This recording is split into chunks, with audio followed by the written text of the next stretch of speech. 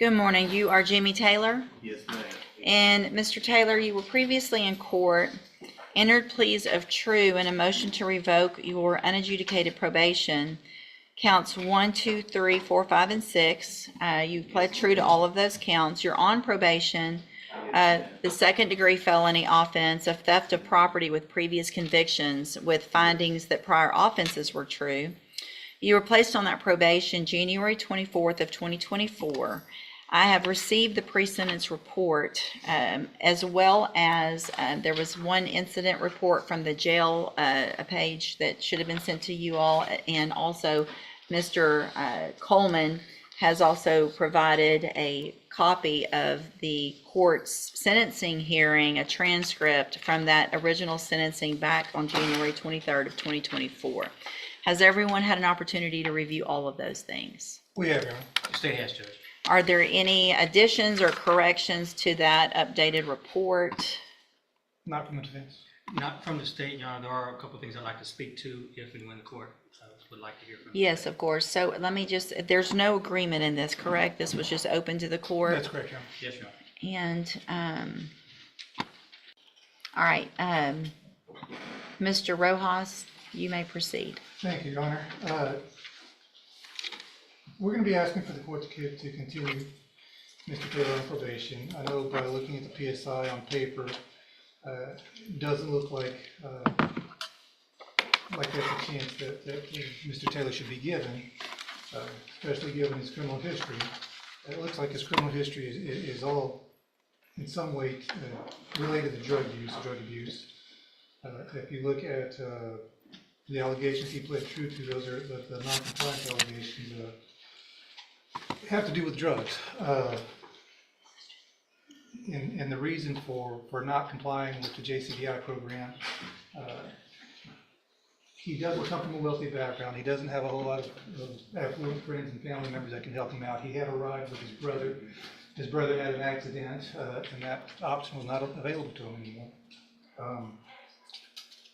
He indicates to me that he does want help getting off of the drugs, and I'm sure that when Mr. Coleman has a chance to speak, he's going to point out the comments made by the court to this defendant about not wanting to hear about needing more help with drugs or any relapses. I really don't, because here's the thing, Mr. Johnson.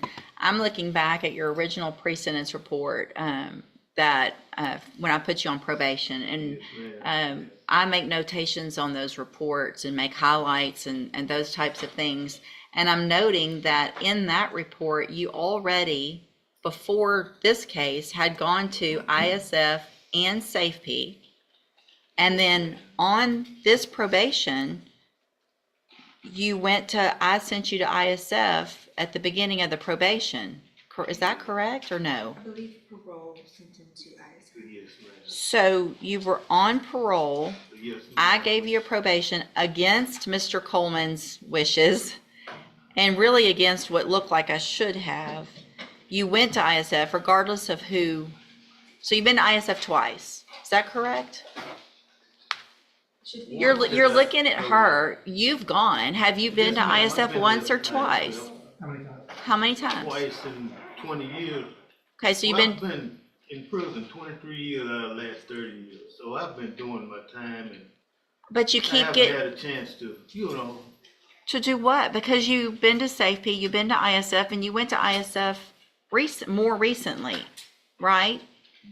Yes, ma'am. Okay. As soon as I got out, I got it right on probation, and I haven't had a chance to.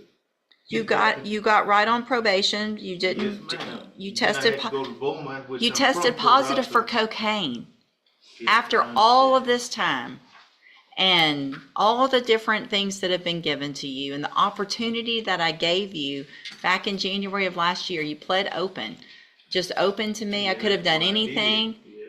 I could have sent you to prison for 20 years, 10 years, and I gave you an opportunity.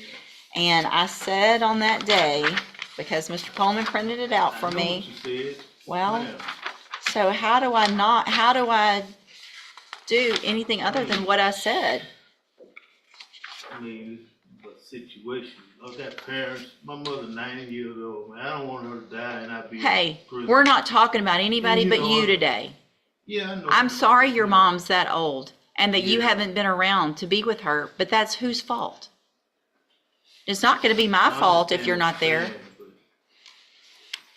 How about some personal responsibility instead of my mom is old and don't send me to prison? You know,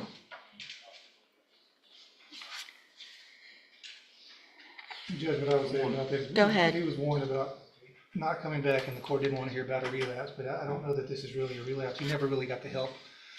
On this most recent term of probation with the JCDI, and if transportation is gonna be a problem, I know he's already been to Safe-P, Judge, but it would be the relapse, portion of Safe-P would be appropriate, or a whole new term. Hold on. So if I'm reading this, I want to know when he went to ISF this last time. Parole sent him when, because the way I'm reading is you were released from ISF and started JCDI August 6th of 2024. So I put you on probation in January, and between January and August, you went to ISF last year. Is that correct or no? Parole sent him to ISF because of this new charge. Okay, so when was that? He was in custody in Jefferson County, Mhm. and then from custody. Went straight there. parole, So I placed you on probation, you never got out, you went and got help at ISF. Okay, all right, anything else? And Judge, if the court, and it seems like the court is not leaning towards probation. No. No, I would point out, we understand the range of punishment is up to 20 years, but the bottom line of that range is 2 to 20. And I still haven't done anything yet, so your response and how you act right now is gonna go into what I do. Yeah, I understand the legislation makes it possible to go all the way up to 20, but it also makes it possible to go down as low as 2. I think we have to look at each case for the facts, and the underlying offense was a theft at the Dollar General, I think, or Family Dollar, I think it was about $100 worth of merchandise. I would ask the court to consider something at the lower end of the range, maybe 2 to 5. Just because we can drop the hammer on them, that doesn't necessarily mean that we should. And that's what we're asking the court to do. Probation is not going to be an option. Thank you. Mr. Coleman? I'll keep it brief. The defendant has earned every bit of a 15-year sentence in prison. That's what I asked for originally. You placed on deferred. That's what I'm asking for today. 3 things I'd like to quickly point out, Your Honor. Looking at the defendant's version in the updated PSI, he says that when he was placed on in the JCDI program, that he believes it was an attempt to set him up for failure, demonstrating a lack of acceptance of his own responsibility. The resources and time that have been dedicated to this defendant, limited resources, mind you, could have been redirected to someone who is more amenable to being rehabilitated. Lastly, you got his full criminal history there in the original PSI. And I provided you with the transcript from the sentencing just to remind the court. I know you see a lot of defendants, but just to remind the court that you essentially told him up front this was essentially a zero tolerance probation.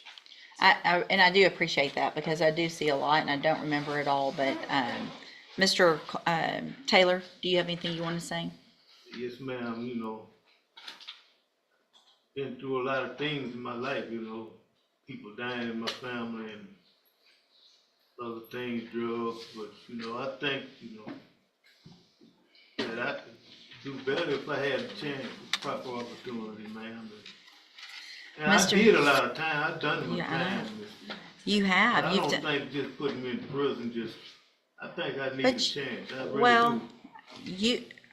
It doesn't make any sense, because you're saying, you've done a lot of time, and at some point, you either say, I don't like prison and I want to do better. That's what I want, man. But you didn't take advantage of the opportunities you were given. You're saying you want help, and we gave you help, or parole gave you help.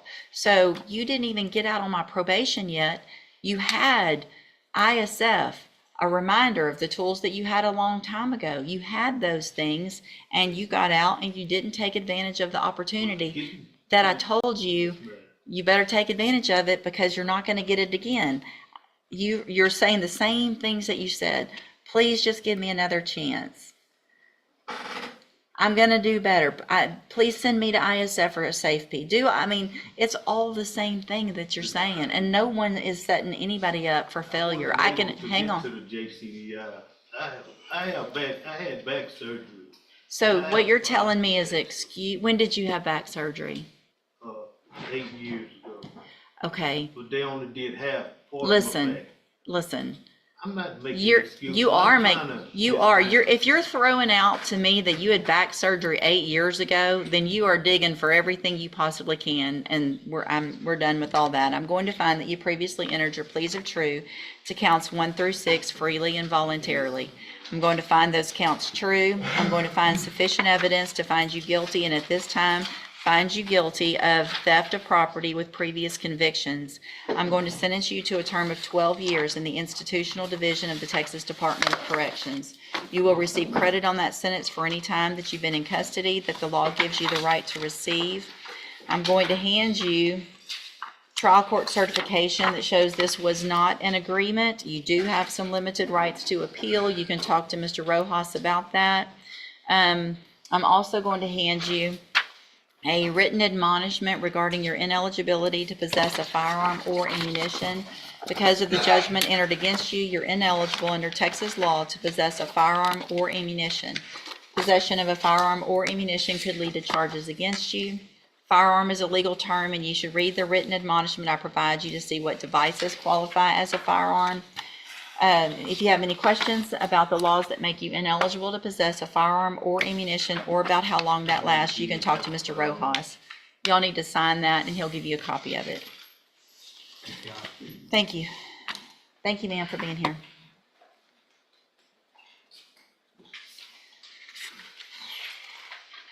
Ms. Holmes on Demario Flukas. That's fair.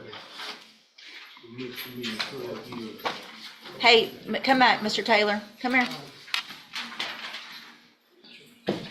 Let me tell you something. I still have jurisdiction over your case.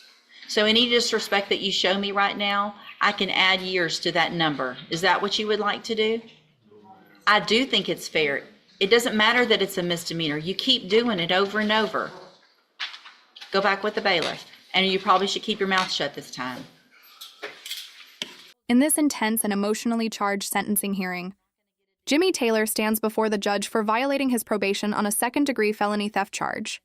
Having already been given what the judge herself calls a zero-tolerance probation back in January 2024, generous second chance that she openly admits she gave him against the prosecutor's wishes and against what the evidence suggested she should do.